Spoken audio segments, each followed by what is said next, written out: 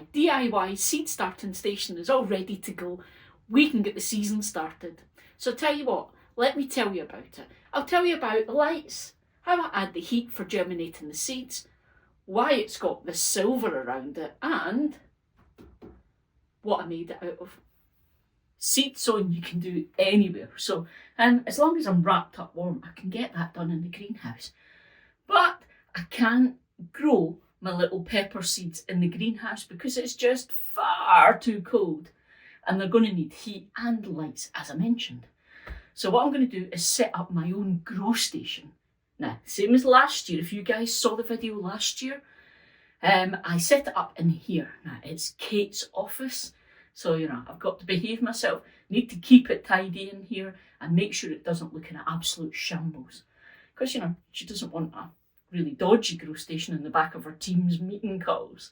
But I need to do a wee bit of jiggery-pokery and move things around because it's going to go here. And I've got something different this year. So here goes. What I did last year was I had my Vitapod base. Now, the Vitapod is a big heated propagator that I've used to germinate the seeds because it heats from the bottom. Obviously indoors I don't need general heat going on because the heat of the house is warm enough for these plants to grow.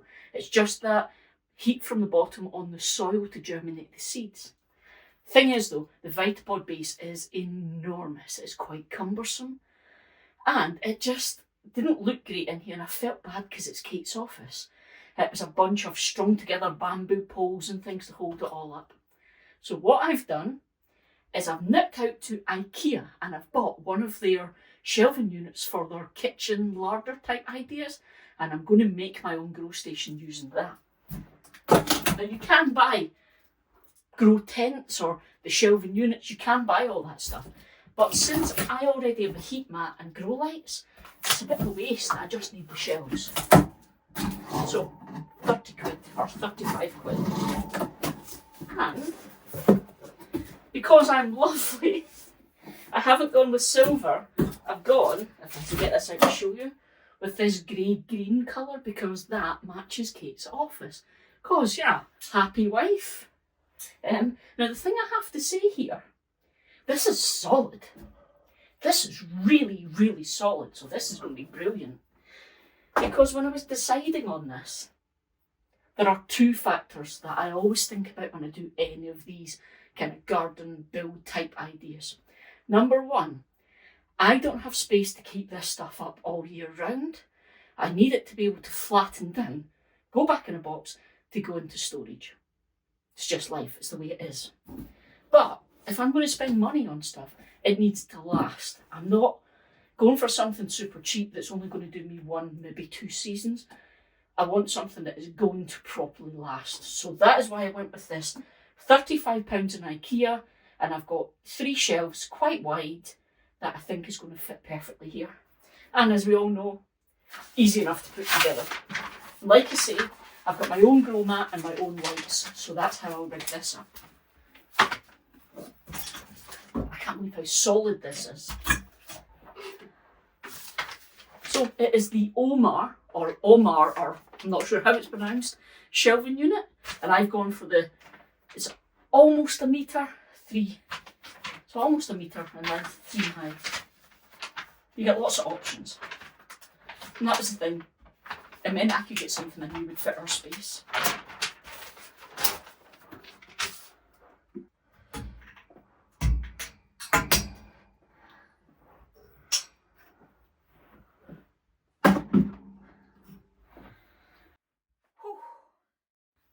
Now I need to check shelving and adjust and stuff because when you're building it's hard to go, is that level? So, no. 2 more things I'm going to do.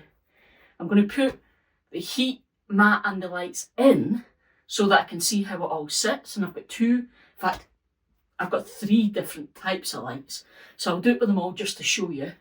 But then I'm going to put some reflective backing in it because I don't know how well you can see on camera, but it's quite a dark corner. So even though we'll have grow lights, there will always be differences in the light coming from one side and the other. And plants are super sensitive and they'll detect that.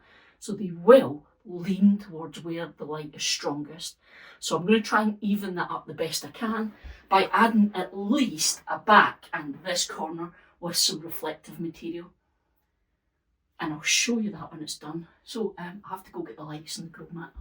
Over the years, I've used 4 different types of grow lights, okay? Now, I've only got 3 left I can show you. But before I do this, I just want to put out this caveat, okay? I know nothing about grow lights. I know what has worked for me, what has been convenient and what I like. I can't tell you about all the science behind it and stuff because, to be honest, I'm really not interested in that kind of stuff. If it works well for me, I keep it, and that's how it goes. So I'll show you what I've got and I'll tell you why I've changed between the things I've got and let you make up your own mind. This is the second set of lights I got. I say second because, like most people, the first set of grow lights I tried were those super cheap things I got on Amazon that are like long sticks of lights. Either you can change the colour that you get on them or they just come as one colour, but it's usually like 2, maybe 3 lights on a stick all joined together and they're bending, you can move them. And the idea of that is that you can actually move them around to suit the plant you've got them around. I tried them for a couple of years and I'll be honest, really not a fan. Everything was really, really leggy. Didn't do well with them at all. So then I switched to these. Now these are Sansi bulbs. Sansi is the brand. These are proper grow bulbs for grow lights. You'll see these used an awful lot by people who have houseplants or grow indoor plants. The idea being these actually have quite a wide range and you get different sizes, as you can see, because they have different strengths. And you fit these into whatever light fittings you have for them and you can direct them around to the plant. Now, this one is very strong. It's also very heavy. These were how I grew my peppers indoors the very first time. And I have them in these kind of movable kind of light fittings that you can clip on. And these are standard bulb fittings. I can't remember the size of the fittings on these ones, but they do different ones. So check if you buy these, check the size of the fitting and make sure you match it to the lamp that you're putting it in. And that was one of the things I liked about this. I got this one first and it fitted in a lot of the lights that we had in the house. So I used a lot of our standing lamps that we have in the house for this. I changed to these and I'll tell you why in a second, but you can then bend this, clip it in and there it goes. Now, I switched from using these, even though these are really, really good grow lights, really good. But I switched because they're heavy and no matter where I put them, they fell. Even my big standing lamps that I use for the house, they still didn't cope with those. So I ended up having to prop them up in places, which meant I could never get them to sit quite where I wanted them. So that's why I stopped using these. Not because they're not good. These are astoundingly good and not overly expensive. So the next set are simply the ones that came with the Vitapod propagator, heated propagator I bought. They are the long LED lights, well they're now LED. The first set I got weren't LED because it was a while ago, but I switched them last year to the LED versions. And it's these long ones here. Now, the good thing about LED, because of course it doesn't have to be, but the good thing about LED is it's much, much more energy efficient, much cheaper to run.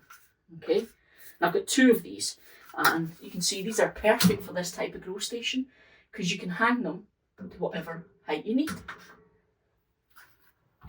And I'm going to show you that.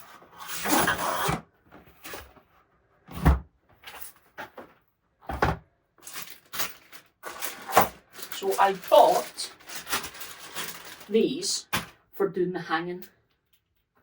And it basically is a little pulley, just a really, really small little pulley, where you can clip that onto the top of the light and it's then a ratchet so you can make it higher or lower depending on what you need, and that bit clips to the top of whatever you're hanging it from. And that system worked great because the lights are really good. So those are, let me see if I've got a note of what type they are. Because you can buy these separately because they are standard grow lights. These are Sunblaster Strip, and it's the 6400K lights, okay? So you can buy these Sunblaster lights separate. Really like them. Used these, or a form of these, for the last few years. Love them. But I did switch out, no, I didn't switch out last year. I got another light last year because I had another growing station set up in the kitchen and I needed a smaller light. And I thought I would just give this a try because I've seen lots of folk on YouTube talking about these ones. And it is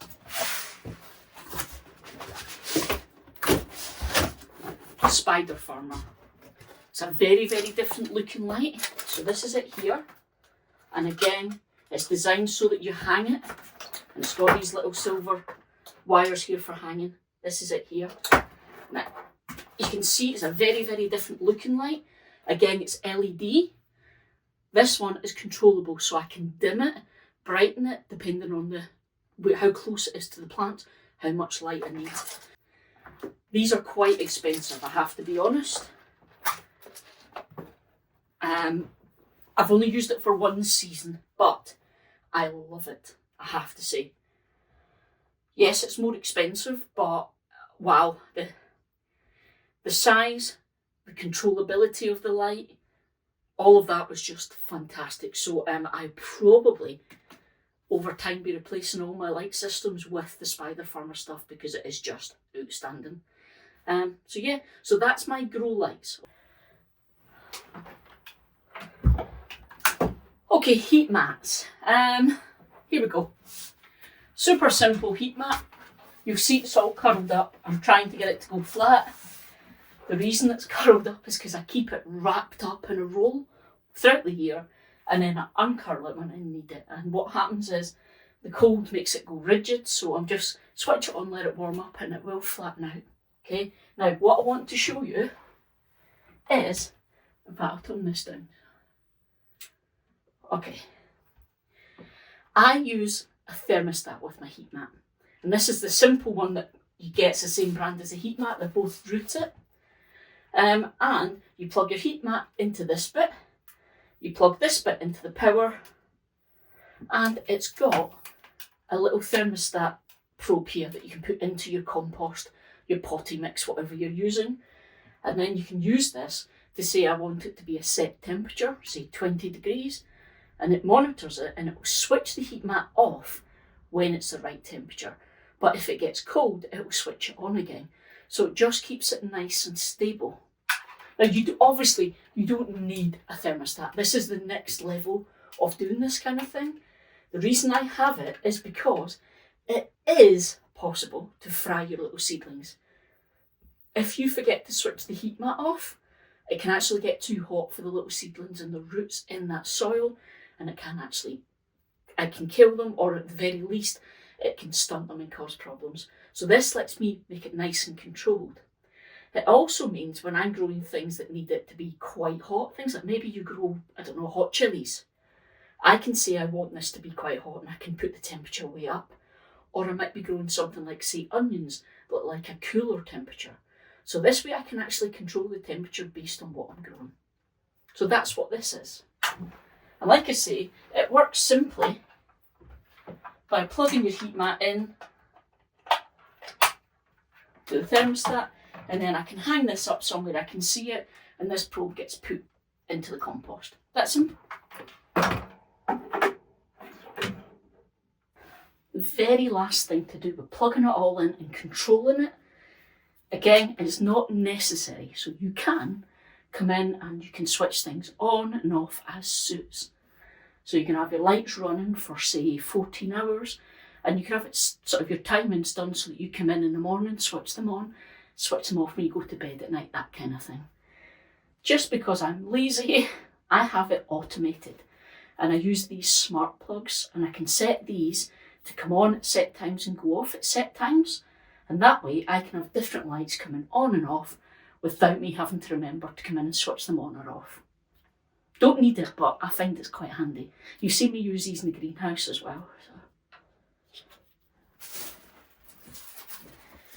The very last thing I'm going to do that reflective corner I spoke about. Now, I did this last year. Very, very simple, homemade. I basically glued lots of tinfoil to a big cardboard box and used that. It wasn't the most hard wearing and it ended up getting damaged quite early on. So this year I'm going to go for something that again is a bit more reusable so I can put it away, bring it back out next year. And basically I'm just using this shiny insulation you get. So we use this behind the radiators in the house to try and reflect the heat back out into the house rather than going through the brick walls. It's the same stuff I'm going to use now. I'm just going to cut it to size.